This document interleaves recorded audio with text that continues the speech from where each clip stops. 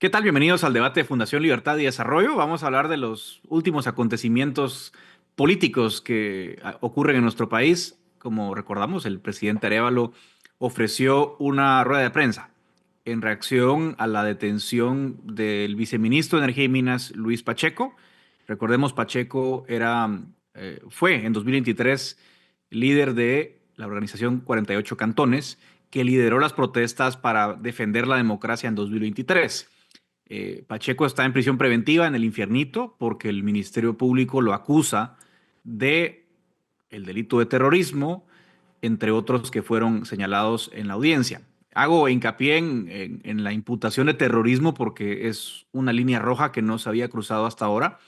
Sí existían casos aislados en el pasado donde se había tratado de imputar a personas por terrorismo, pero particularmente esa elección en el contexto de las protestas es muy grave y lo vamos a comentar en breve, pero para entrar a analizar esto y lo que pasa ayer en el Congreso, ya me acompañan mis dos invitados de hoy, dos buenos amigos y conocidos de este espacio. Le doy primero la bienvenida a nuestro amigo Gustavo Berganza, sociólogo. ¿Qué tal, Gustavo? ¿Cómo estás? Nos acompaña Hola, también Max Santa Cruz, también un buen amigo de este espacio, analista y muy activo en el análisis político. ¿Qué tal, Max? ¿Cómo estás? Voy contigo, Gustavo, porque yo decía en la introducción que la acusación por terrorismo a bueno, en este caso a quien fuera líder de 48 cantones en 2023, fue una línea roja más que se ha cruzado en la criminalización, que no es nueva, pero que sin duda ya trae una intención detrás de criminalizar la protesta 2023.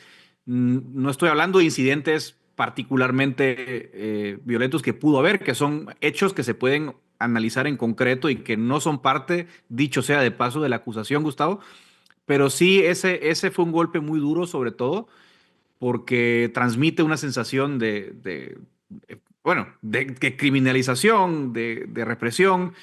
Y creo que la respuesta del presidente Arévalo quizás no fue la más enérgica, dadas las circunstancias. ¿Cómo viste, primero, este hecho y segundo, la reacción del presidente? bueno, yo creo que yo concuerdo contigo en el sentido de que sí se cruzó una línea roja, pues, porque en realidad, bueno, ya lo has analizado vos, lo han analizado otros colegas tuyos, abogados. El delito de terrorismo no es aplicable en esta circunstancia porque, en primer lugar, no hay una intención de causar temor, desasosiego en la sociedad, no hay una destrucción de bienes, es decir, todas las características que tiene el terrorismo de acuerdo a las definiciones que da la ONU, pues, y que dan los códigos penales de países más civilizados que el nuestro. En cuanto a la respuesta de Arévalo, yo te diría que, bueno, ahí lo que vemos es como una cosa muy extraña, ¿verdad? Es decir, vemos a las organizaciones indígenas respaldando el mensaje del presidente y el presidente respaldando el comunicado de las organizaciones indígenas. Pero por otra parte, lo que vemos es que más que una respuesta efectiva política, pareciera ser que lo que hay ahí es un como arreglo para evitar el tipo de división que se dio meses atrás, cuando, por ejemplo, 48 cantones cuestionaba la unificación del NIT con el CURI. Ujú. Entonces, lo que vemos ahí es una proyección. Miren, estamos bien, estamos juntos, pero afuera de la sociedad eso no tiene mayor impacto, pues, afuera, a los otros grupos sociales, porque lo que se demuestra ahí es, en primer lugar, la reiteración de las grandes limitaciones legales que tiene el presidente para poder obrar y encontrar una solución para un tema importante de su campaña, que fue la destitución de la fiscal. Es decir, el presidente volvió a reiterar: no tengo la solución legal para despedirla. Tengo que esperar y solo lo podría hacer si el Congreso de la República lo modifica al artículo 14 de la Ley del Orden Judicial. Sí, y ayer vimos que el Congreso de la República no está en la disposición de mover un dedo para modificar una sola coma, ya no digamos eliminar el artículo de esa ley del organismo judicial. O sea, entonces lo que vemos es la reiteración de un tema, jurídico que necesita una solución política para la cual el presidente no tiene, ni el presidente ni su bancada tienen la capacidad de movilizar los recursos para hacer ese cambio.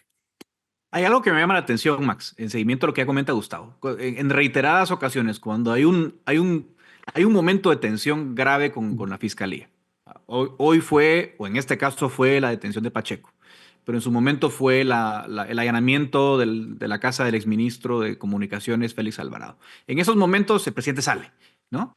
Sale, pero como nos dice Gustavo, parece que hay falta de ideas, ¿no? Son apariciones protocolarias donde reitera un mensaje que no dice nada, más allá de los típicos, ¿no? Al Congreso reformar la ley, a la fiscal pedirle su renuncia, pero todo en un tono monótono, sin ideas. Entonces, no sé si esto en tu lectura, Max, ¿cómo deja el liderazgo presidencial? Porque salir para no decir nada, bueno, agrego, ayer se anuncia que se presenta un amparo ante la Corte Suprema de Justicia que dudo tenga algún efecto tangible, incluso si prosperase en algún grado. Esa falta de ideas que yo veo en el presidente lo dejan muy mal parado. Y hay que agregar algo, y para ver cómo lo lees, el Congreso tampoco, como dice Gustavo, le está dando la más mínima importancia a las peticiones del presidente. ¿Qué le está pasando al presidente, Max? Primero, no es la primera vez, para la redundancia, que tocamos este tema. Incluso en algunas otras oportunidades y entregas que hemos tenido en este espacio, hemos hablado de aspectos muy similares de la relación presidente-fiscal, la propia exposición del presidente frente a los que en su momento tenía incluso mayor capacidad de convocatoria o eventualmente de credibilidad en segmentos de la población. Gustavo bien mencionaba, y se nos olvida que hace un año, el 29 de abril, 48 cantones estaba cuestionando los primeros 100 días de la administración del presidente Arévalo.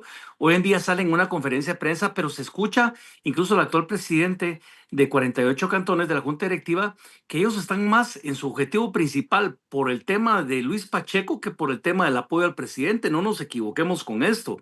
Y el presidente está de alguna manera, lo digo en el buen sentido, colgando o de repente asociando o buscando esta relación, porque prácticamente de los espacios de alianza que tiene el presidente se le van reduciendo a expresiones muy, muy pequeñas. En este sentido, creo yo que al final de cuentas es el reflejo de muchas acciones que a mí en lo particular me preocupan mucho, porque no nos estamos dando cuenta quién es el responsable, quién tiene la culpa o quién no, pero los niveles de volatilidad del país están encendiendo a niveles en que yo creo que tristemente no va a tener capacidad ni el Ejecutivo, ni la Corte, ni el Legislativo de poder contener en el momento. Ahorita tenemos un frente abierto con Codeca con peticiones distintas a 48 cantones. Tenemos el de 48 cantones específicamente y que no van a dejar ser utilizados para objetivos del Ejecutivo, sino en objetivos de Luis Pacheco. Tenemos al presidente incluso que hoy en la mañana anuncia sobre el 5% del incremento del salario a los maestros dentro y rompiendo el esquema de negociación con el STE, que seguramente tenemos en las próximas semanas manifestaciones del STE. Tenemos al Congreso de la República con pérdida de credibilidad terrible, con una junta directiva que está cayéndose a pedazos, con una oposición que no sabemos si siempre existió, con un oficialismo que no sabemos cuál es el oficialismo y cuál no. La gente sigue viendo que el sobresueldo o el sueldo, el aumento de los diputados se sigue dando. En sí estamos generando verdaderamente una pelota muy grande y muy difícil de contener, que no sé en este momento si han logrado dimensionar ellos el volumen y el peligro que representa para el Estado, no para Bernardo Arévalo, no para diputados, no para la fiscal, para el Estado, y quién podría contener el daño que podría generar dentro de las instituciones o entre la propia institucionalidad democrática. Por ahí creo que es el gran peligro, y creo que el propio presidente, y con esto concluyo, sigue creyendo que de pronto en la calle goza de este respaldo popular, que en la convocatoria la gente se saldrá a respaldarlo, y yo no veo por ahí por dónde va esta historia. Yo quisiera, bueno, preguntar lo siguiente, Gustavo. Creo que en 2023 Arevalo gana por el rechazo a la clase política. Y yo diría que hoy la consigna sigue siendo exactamente la misma. El malestar está más canalizado en contra de lo que representa el pacto de corruptos, si le quieren llamar así. Da igual la palabra que escojamos, que un apoyo genuino al presidente. Y parece que el presidente no sigue sin entender esa conexión. Ahora, quisiera preguntarte por eso que dice Max, Gustavo. O sea, al margen de la situación del presidente, la inestabilidad que trae para el país. Lo que está pasando es muy grande. Vimos en el Congreso ayer un incidente lamentable, pero en el fondo creo que la pérdida de credibilidad es enorme. Si el líder de oposición va a ser Alan Rodríguez, bueno, tampoco es que haya un interlocutor en la oposición, Gustavo. Y ese es el problema. Como te decía que yo veo que la gran falla es no entender que las soluciones tienen que ser políticas. Es decir, y eso pasa por la comprensión de lo que estás diciendo, de lo del desprecio a rechazo, no te digo totalmente de la población porque hay un gran montón. Hubo un 40% por lo menos que votó por la clase política, ¿verdad? Y en la primera vuelta, esa gente que no rechazó a la clase política nos llenó de una mayoría de los mismos en el Congreso. O sea, digamos, eso es relativo, lo del rechazo de la clase política, es decir, tal vez es una parte de la población. Pero por otra parte, digamos, el tema es que esa solución política no sale del Ejecutivo. No hay una iniciativa política, sino se está como tratando de forzar el sistema jurídico para que dé soluciones. Cuando te reitero, todo tendría que ser por retorcerle el brazo a los diputados en el Congreso y lograr soluciones de ese tipo. Es decir, en ese sentido, lo que menciona Max de la conferencia de prensa de hace un momento del presidente anunciando el 5% del aumento al STEC, pues eso me parece que es es una buena solución política. Vamos a ver si le funciona para lograr diluir el liderazgo o si todo lo contrario, lo que va a hacer es catalizar más apoyo a favor de Javier Acevedo. Pero en el Congreso no vemos que haya una operación que vaya tendiente a hacer avanzar los objetivos del Ejecutivo en este momento por lo menos. Lo hicieron antes con la ampliación presupuestaria, lo hicieron antes con la aprobación del presupuesto y ahí murió todo. Pero después de eso no vemos pues que haya iniciativas creativas para volver a conjuntar los 80 o los 110 votos necesarios para hacer modificaciones claves que necesita el Ejecutivo para hacer avanzar su agenda. Y lo que vemos también es que hay una recomposición, pues se ve que hay muchísima más habilidad del status quo para recrearse y para recuperar palancas de poder, porque lo que vimos ayer fue la creación de una nueva mayoría, pues liderada por Álvaro Arzú y liderada por Alan Rodríguez. Y vimos que el aliado principal del presidente, que era Nery Ramos, ya está totalmente desgastado y el principal motor de ese apoyo hacia Nery Ramos, que es Luis Aguirre, ayer se quejó realmente se quejó de que ya está él en minoría. Ese punto es crucial, Max, tu lectura del Congreso. Hay una crisis de representación, no es algo nuevo. Yo siempre siempre doy este dato porque digo, tenemos una crisis de representación desde el modo de elección de diputados. Por ejemplo, Vamos, que fue el partido más votado en el interior. Si ustedes suman todos los votos que obtiene Vamos en los diputados distritales, suman el 15% de los votos totales del país. Pero con eso ganan el 25% de los escaños distritales. O sea, no es que los diputados gocen de una amplia credibilidad y nexos con la población, pero están ahí. Como dice Gustavo, tienen una mayoría. Si el presidente pierde el Congreso, que digamos, con sus más y sus menos, tenía algo en el Congreso. Max, ¿cómo estás viendo esa posición del gobierno, del oficialismo en el Congreso, visto lo visto ayer?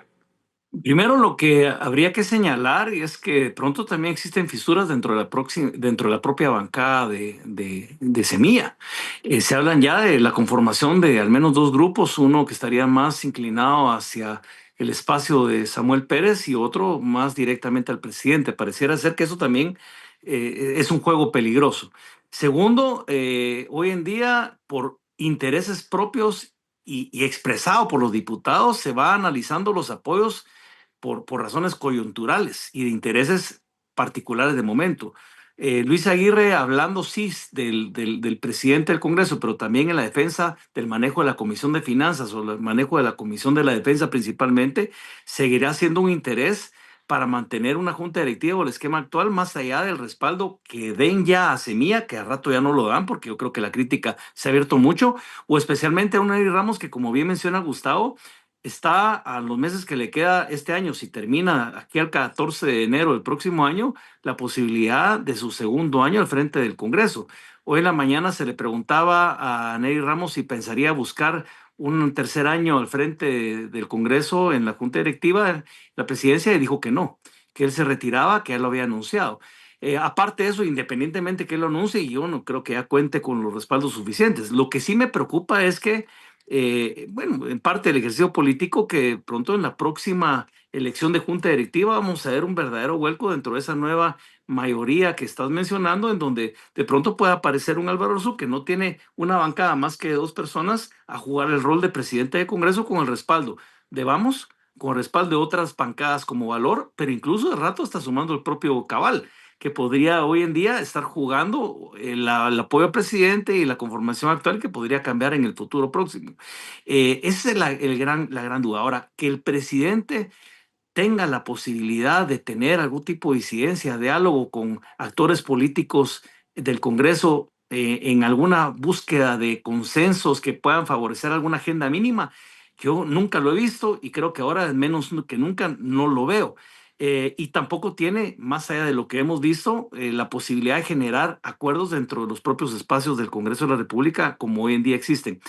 Lo que sí preocupa es qué es lo que va a suceder a partir de ahora cuando tenemos un año 2026 cargado de decisiones importantísimas como es la elección de magistrados del Tribunal Supremo Electoral, Corte de Constitucionalidad y Fiscal General en las acciones que el Congreso tenga que meter mano, por no mencionar también Contraloría. ¿Qué va a pasar con el presidente? ¿Tendrá la capacidad de poder llegar a algún acuerdo mínimo que le permita hoy en día? Todavía encuentro confiado a Bernardo Álvaro diciendo que el próximo fiscal va a cambiar y va a sacar a relucir los delitos que han hecho esta minoría corrupta. Yo no sé si el presidente incluso tenga la posibilidad de meter a alguno de sus personas de confianza, a alguno de sus candidatos, dentro de esa terna final que el Congreso le presente. Ese es el escenario que le queda a un Bernardo Arévalo con menos de 900 días o 990 días por lo menos de mandato hasta el 14 de enero de 2028. Apelar un poco a la suerte, apelar a una clase política verdaderamente que se va derrumbando y tristemente a una población que vemos todos con absoluta decepción que el sistema sigue siendo exactamente el mismo, que la 10ª legislatura es igual o peor que la 9ª o que la 8ª. No hay cambio y la gente no tiene mucha esperanza hacia enfrente. Sin duda, se nos acaba el tiempo, pero yo quiero cerrar el programa diciendo que efectivamente parece ser que en estos momentos el país está en un concurso de impopularidad. Y sin duda alguna, el que gane ese concurso de impopularidad va a ser el que defina la agenda. No veo al presidente moviendo la agenda, pero también veo una coalición impopular tomando decisiones bastante torpes, como la que ya vimos de la detención de estas personas, pero también la insistencia en mantener el aumento salarial en el Congreso, que es evidentemente un asunto altamente impopular. Y sobre todo que los interlocutores del propio Congreso no son precisamente las personas con mayor credibilidad que tiene el país. Así que vamos a ver hasta cuándo le alcanza a la democracia guatemalteca, que es para mí el punto más relevante, ese juego de impopularidad que el país va a vivir. Así que vamos a ver lo que pasa. Pero gracias, Gustavo Berganza, Max Santa Cruz, por acompañarme. Hasta aquí llega el espacio del debate de Fundación Libertad y Desarrollo.